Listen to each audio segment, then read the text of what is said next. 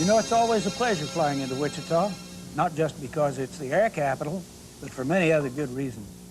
One good reason is mentioned right here in the paper. It says here, Martin K. Eby Construction Company is now 50 years old.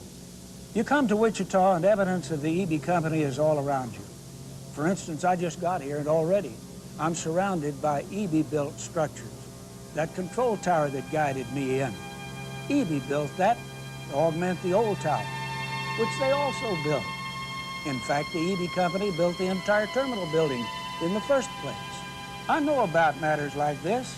I've been around, I still get around, and I notice things. And I know, like it says here, Martin K. Eby Construction Company is 50 years old. Been going since 1937. 1937, that was some year. Kind of a strange time to be going into business. As I recall, about that time, most people were going out of business. In 1937, the Great Depression was still crippling the economy of the United States and much of the world. The dust was starting to settle from the Dust Bowl era. World War II was still several years away, and Martin K. Eby decided to go into business for himself. I had worked for another construction company in Wichita for 8 years where I had learned much. And when I learned that they were going to file bankruptcy within a month, I decided it was time for me to start my own company. My father loaned me a couple $1,000, and latter part of June 1937, I let all my friends, business associates know that I was starting the Eby Construction Company. I built an extra room on our house and made my office at my home. The Depression was still on and work was scarce, and I was limited to small projects because I couldn't make bond on any sizable project.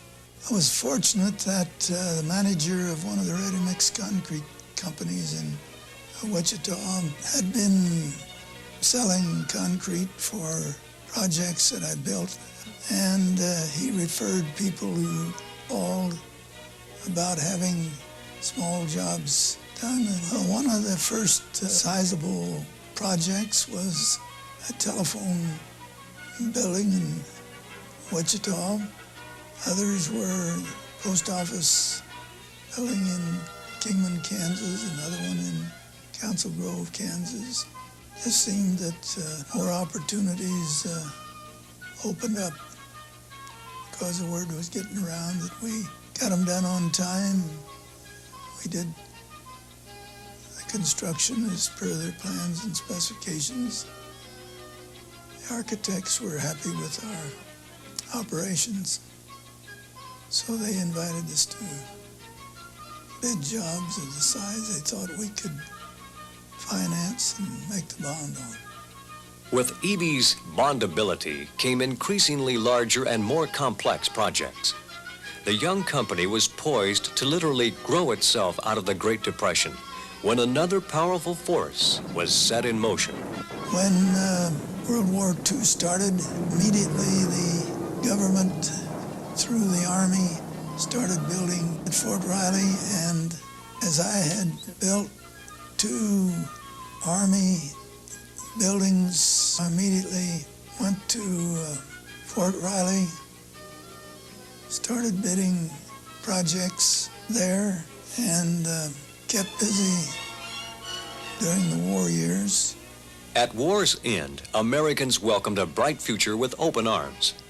Construction boomed as never before, and the Eby Company gravitated toward a significantly heavier caliber of construction. One of the first steps into heavy construction was the building of the overflow dam at Tuttle Creek, north of Manhattan, Kansas. The building of 2 locks and dams in Arkansas, another one on the Black Warrior River, and we started building The structures for power plants, they were very, very difficult projects. With his wife Pauline at his side, Eby worked long, hard days building jobs and night after night bidding new ones. He was rewarded with steady growth from the Great Depression through the war effort and rode the wave of the post-war construction boom. The Ebys experienced the usual ups and downs, but maintained a resolute spirit and determination. They may have wondered where the next contract would come from, but Martin and Pauline never doubted their destiny of ultimate success.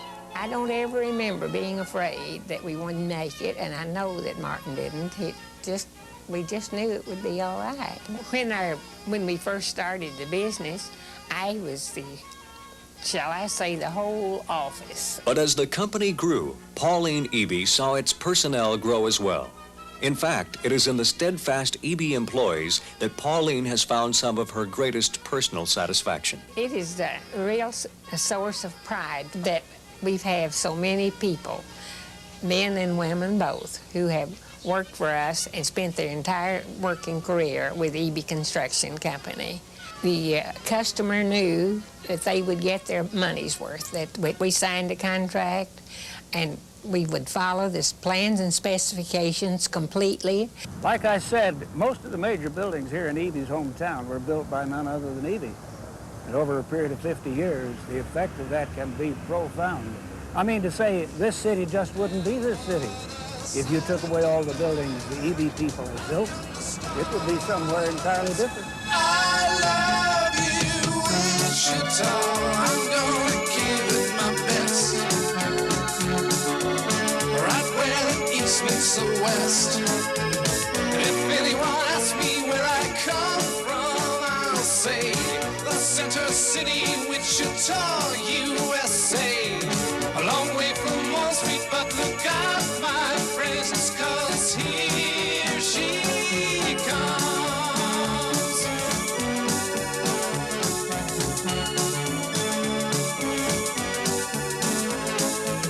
If anyone asks me where I come from, I'll say the center city, Wichita, USA. A long way from Wall Street, but look out, my friends, 'cause here she comes.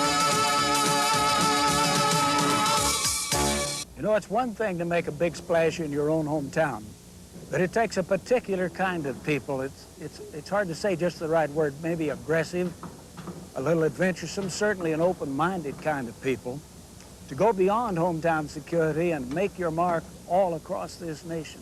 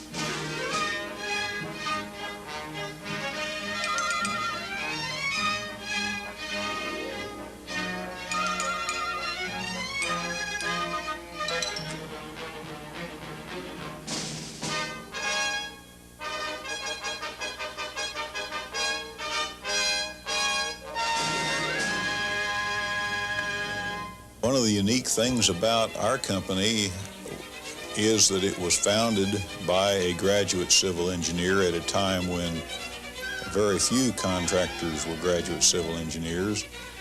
And my father then began the practice immediately after World War II of hiring graduate civil engineers and other technical people to be his initially engineers. And what this did provided him young men with the ability to learn rapidly, to understand rapidly, and then to combine that with some excellent foremen. The two together were able to absorb new technology and understand the old technology and work together as a team to let us keep up with the state of the art. You know, my father used to be kidded by some of his competitors about his fuzzy-cheeked superintendents out there because they didn't look like they were very experienced. They did look a little fuzzy-cheeked, but they made up in enthusiasm and education and vigor what they lacked in experience. I think that we do have a unique opportunity in the construction industry to do what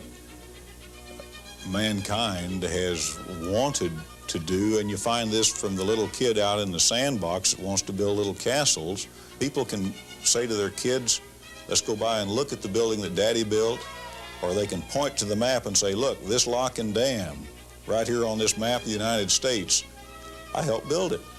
And here's a lake, the largest one in the state, over in Missouri, in northern Missouri, that we, you know, here it is on the map, I helped build it. It wouldn't be there if I hadn't done it.